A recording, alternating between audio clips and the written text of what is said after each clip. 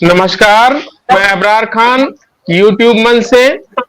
आज हमारे साथ में प्रसिद्ध साहित्यकार प्रोफेसर राम पुनियानी साहब उपस्थित हैं। नमस्कार पुनियानी साहब, कैसे हैं आप? नमस्कार। मैं ठीक हूँ।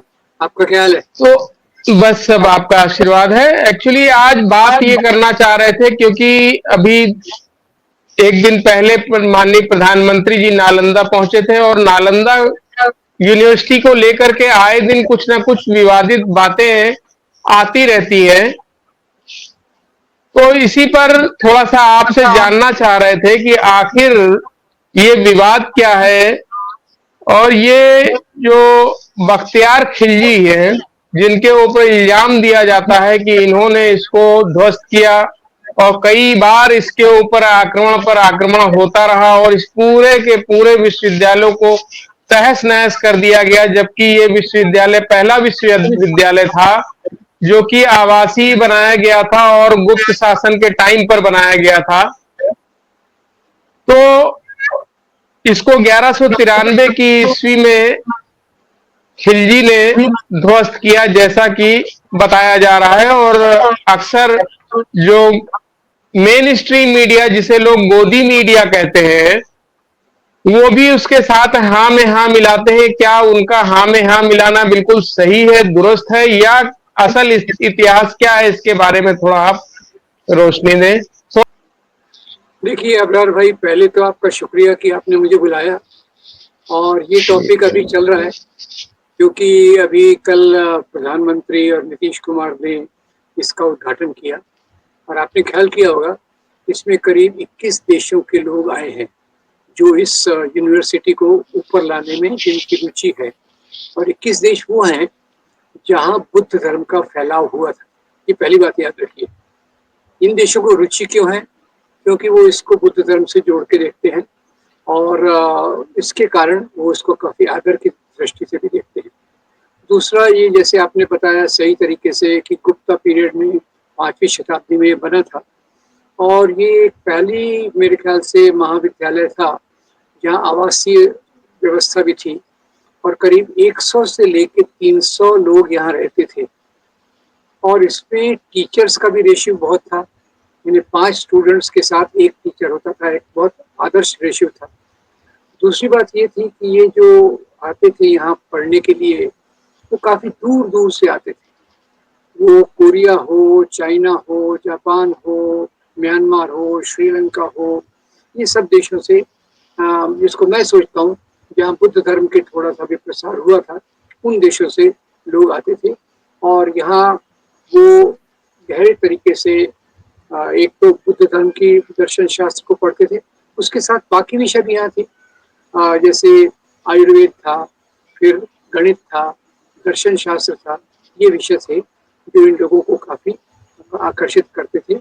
और जैसे वेन सांग है, उसने वहाँ 5 साल निकाले और कई लोग तो यहाँ लंबे लंबे अरसे तक रहते थे काफ़ी ज्ञान अर्जन के साधना में। क्योंकि इसको शुरुआत में जो राजा बौद्ध धर्म के प्रति सहानुभूति रखते थे, उनका एक संरक्षण था, उनकी सहायता थी और आर्थिक सहायता के लिए उन्होंने बहुत सारे निर्देश निकाले थे कि यहाँ जो रहते हैं लोग, उनके लिए इतना अनाज भेजा जाए, इतने फल भेजे जाएं, इतनी सब्जियां भेजी जाएं, इतनी ऐसा पूरा उसका एक अच्छी व्यवस्था थी। और इसमें इसकी ख्याति इतनी थी कि दूर दूर से लोग आना चाहते थे, तो उसके लिए एंट्रेंस टेस्ट होती थी। वो नीट सरी की नहीं थी, उसमें थोड़ा सा जो इसका लेवल मेरे ख्याल से काफ़ी अच्छा रहा होगा और इन लोगों को वो सेलेक्ट करते होंगे।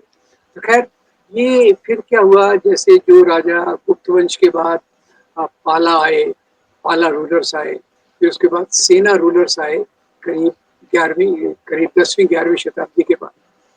और ये सेना रूलर्स जो थे, इनके साथ साथ ब्राह्मणवाद मजबूत हुआ।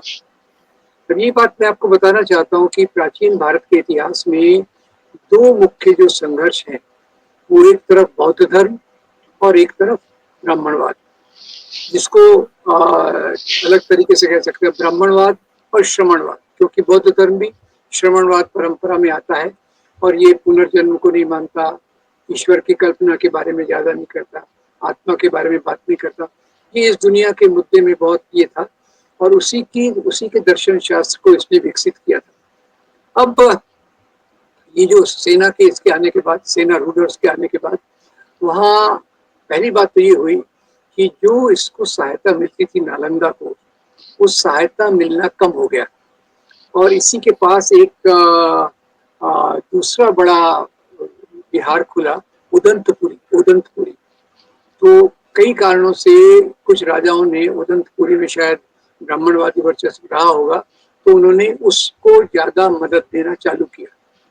उससे पहली बात क्या हुई, इसमें मैं दो बातों पर फोकस करना चाहूंगा कि लाइब्रेरी को जलाने के पहले भी इस विहार का पतन होना शुरू हो गया था। पतन क्यों होना शुरू हो गया था? अब इतनी बड़ी जगह थी, इतने ज्यादा लोग रहते थे, उसको कोई इनकम का और सोर्स तो था नहीं। आज की यूनिवर्सिटीज की तरह जो लाखों रुपए चार्ज करती हैं, वो तो आते थे और उसी के हिसाब से रहते थे।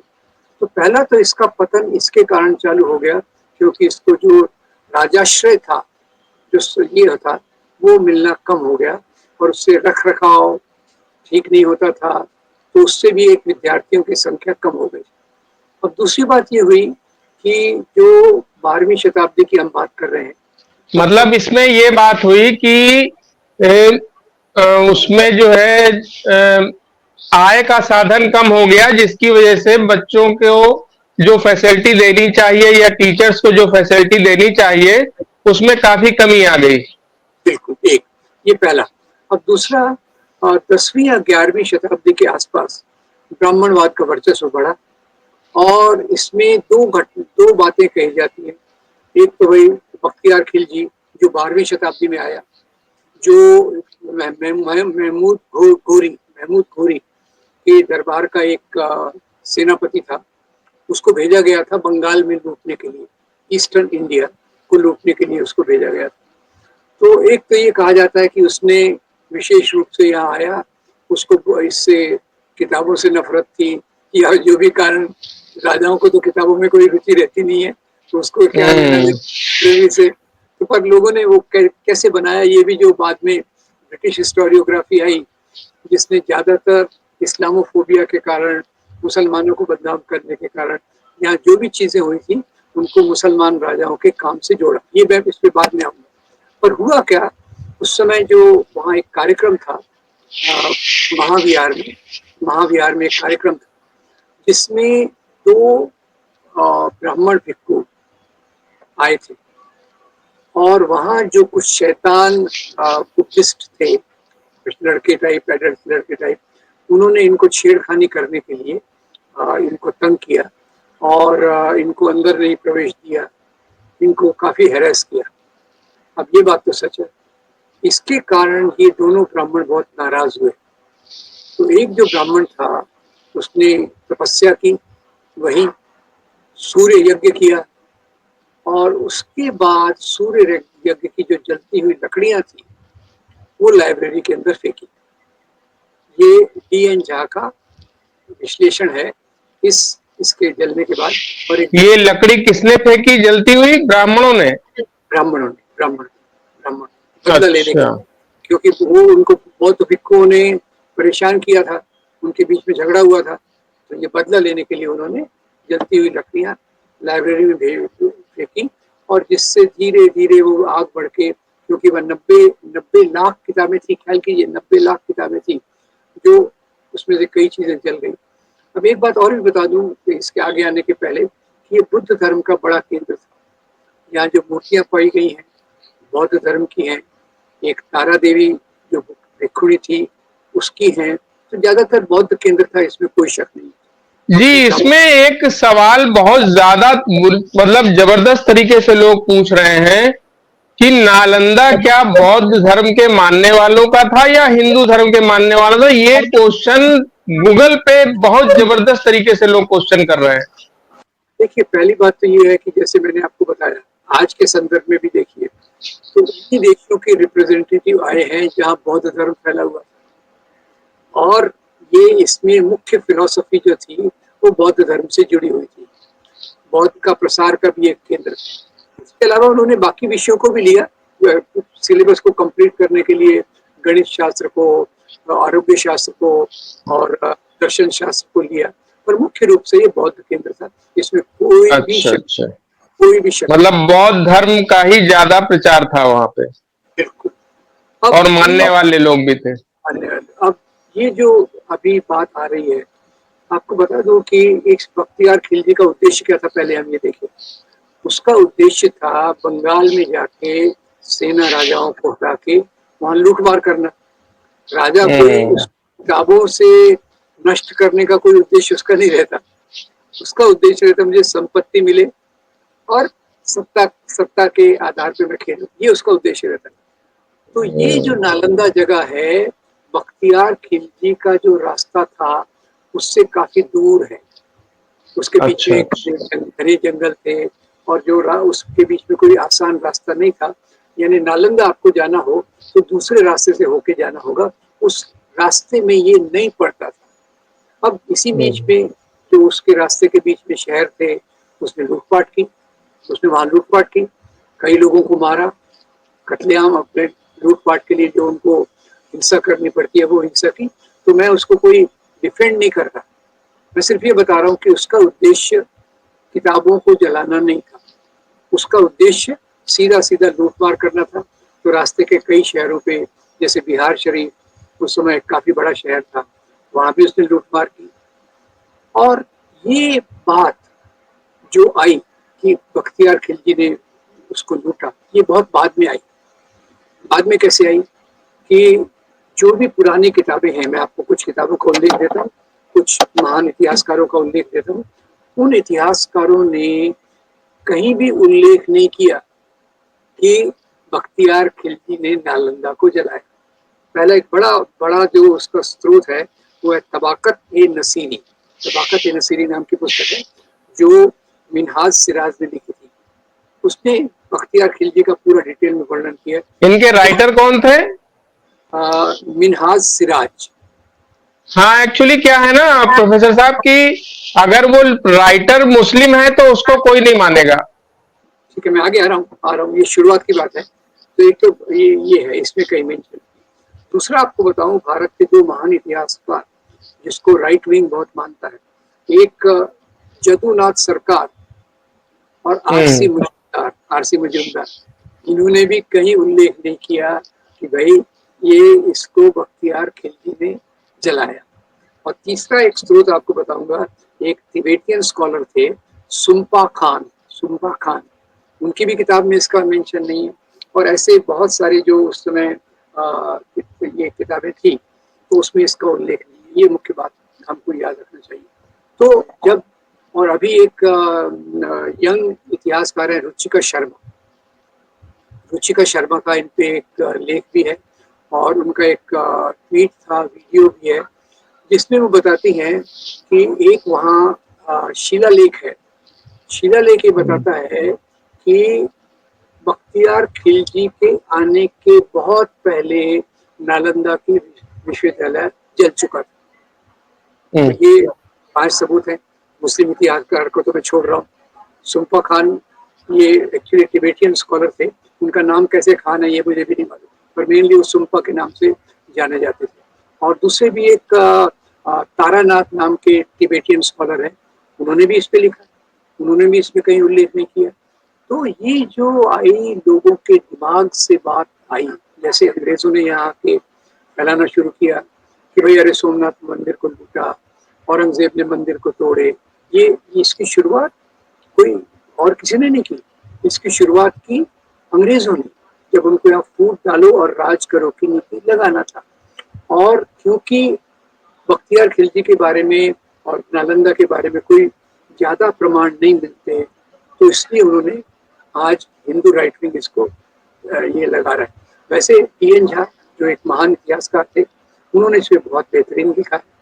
उनके जवाब में अरुण शौरी ने एक लिखा था और फिर उसके जवाब में टी.एन. झा ने भी ये लेख लिख के बताया कि कैसे ये श्रमण और ब्राह्मण, इनके संघर्ष में भारत की महानतम लाइब्रेरी को जलाया गया और वो भी ब्राह्मणवाद द्वारा जलाया गया। या इसको फिर से रिपीट कर दीजिए कि किन दो लोगों की वजह से ऐसा हुआ, फिर से जरा जोर से, थोड़ा तेज आवाज में।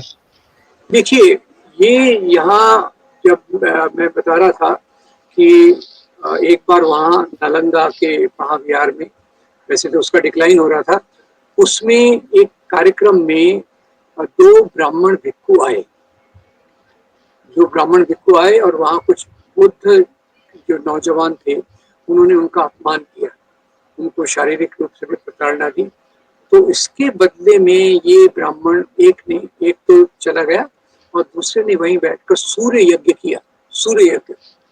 और यज्ञ के बाद में जो जलती हुई लकड़ियां थी वो उसने लाइब्रेरी में डाल दी बदले। मतलब ये हुआ कि 2 ब्राह्मण की लड़ाई में नालंदा विश्वविद्यालय तबाह कर दिया गया, उसका पुस्तकालय। जी, 2 ब्राह्मण और इधर बौद्ध भिक्षु, इनके संघर्ष के बीच में बौद्ध भिक्षु। और ये डी.एन. झा पूरे सबूत के साथ अपने लेखों में बताते हैं, किताब में बताते हैं। और ऐसा कोई भी सबूत नहीं मिलता जहाँ निश्चित रूप से बताया जा सके कि खिलजी ने इसको जलाया। ये सुनी सुनाई बात है, सुनने में बहुत आसान लगती है, हिस्ट्री बहुत आसान हो जाती है। एक हीरो है, एक विलेन है, तो मुसलमान राजाओं को विलेन करके बताना यहाँ कोई बड़ी बात नहीं है। तो ये बात चलती रही। तीसरी बात ख्याल कीजिए कि नालंदा पहुंचने के लिए जो रास्ता था वो खिलजी का दिल्ली से बंगाल का जो रास्ता था उससे काफी अलग था। अब खिलजी, बख्तियार खिलजी ने आक्रमण किए, लूटा, कत्लेआम किए, पर ये नालंदा उसके रास्ते में पड़ता ही नहीं था और ना उसके एजेंडा में था। एजेंडा मतलब उसका जो लक्ष्य था वो ये नहीं था कि किसी यूनिवर्सिटी को जाकर लूटे, क्योंकि यूनिवर्सिटी में तो आपको कुछ पैसा मिलने वाला नहीं है। उसका उद्देश्य या तो मंदिरों में जाओ जहाँ पैसा है, या राज खजाने में जाओ जहाँ पैसा है। तो तार्किक तौर पे आप सोचिए, तो जिस प्रकार से इतने इतिहासकारों का मैंने आपको संदर्भ दिया, उसी में जोड़ते हुए कहूंगा कि बख्तियार खिलजी का नालंदा जाने का कोई कारण ही नहीं बनता था, कारण ही नहीं बनता था। इसीलिए उसके बारे में जितने भी इतिहासकारों ने लिखा है, किसी भी ने भी नहीं लिखा कि वो वहां गया, उसने तोड़ा और उसके बाद ये सब समस्या खड़ी हुई। ये तो बाद में बनाया गया कि ये जला है और ये बौद्ध विहार है, तो जलाने वाले तो केवल मुसलमान हो सकते हैं। उसके आधार पे ये किंवदंती बनी और जैसे और बहुत सारी चीजों के बारे में पॉपुलर हो गया है, ये भी बहुत पॉपुलर हो गया, इन लोगों ने जलाया। अच्छा, इसमें जो है 3-4 सवाल ऐसे हैं जो कि लोग ऑल ओवर वर्ल्ड से लोग इस सवाल को पूछने लगे हैं, जिसमें पहला सवाल तो यही था जिस पर कि ये एपिसोड बनाया जा रहा है कि नालंदा विश्वविद्यालय को किसने नष्ट किया और क्यों नष्ट किया। तो आपने वो बता दिया कि बौद्ध भिक्षु और ब्राह्मण भिक्षु, क्या नाम जी, ब्राह्मण भिक्षुओं के बीच में लड़ाई के बीच में ये सारी चीजें हुई। दूसरा जो निकल के आया, और तो इसमें ये क्लियर हो गया कि बौद्ध भिक्षु और इनके बीच में ये बात हो गई जिसकी वजह से पुस्तकालय वहां का नष्ट हुआ। एक बात। दूसरा सवाल जो आ रहा है सबसे ज्यादा कि इस पर कितनी बार हमला हुआ और क्यों। देखिए, इस पे कितनी बार हमला हुआ ये तो कहना असंभव है। मुख्य रूप से हमला तो एक ही यही एक घटना हुई जो जो ब्राह्मण भिक्षुओं द्वारा हुई, ये एक ही घटना हुई। और दूसरा जो था, इसका खुद होकर कुछ रास होने लग गया था, कुछ टूटने लग गया था, क्योंकि राजाश्रय, राजा के दरबार से जो उसको फंड्स मिलते थे वो कम हो गए थे, उसका रख रखाव भी कम हो गया था। ये 2 कारण मुख्य रूप से हैं, एक खुद का उसका रख रखाव न होने से टूटना, और दूसरा 2 ब्राह्मण भिक्षुओं द्वारा बदला लेने के लिए उसने जलती हुई लकड़ियों को लाइब्रेरी में डालना। ये हो गया। तीसरा जो सबसे ज्यादा सवाल वहां पे घूम रहा है वो ये है कि नालंदा बौद्ध धर्म के मानने वालों का है या हिंदू धर्म के मानने वालों का है। ये बहुत ज्यादा सवाल ये चारों चल रहे हैं। देखिए, इसमें तो अगर आप देखें तो निश्चित रूप से ये बौद्ध धर्म का, उस समय आप देखिए भारत बौद्धमय था, उस समय भारत बौद्धमय था और सम्राट अशोक ने इसको संरक्षण दिया और उसके बाद जो गुप्त राजाओं ने भी इसको संरक्षण दिया। तो बौद्ध धर्म का प्रचलन बहुत ज्यादा था। उस समय ब्राह्मणवाद काफी कमजोर हो गया था, जो फिर सेना राजाओं के बाद में पुष्यमित्र शुंग के बाद में ब्राह्मणवाद मजबूत हुआ, उसके पहले ये एक कमजोर, इसके बौद्ध धर्म के बढ़ने के कारण ये कमजोर हो गया।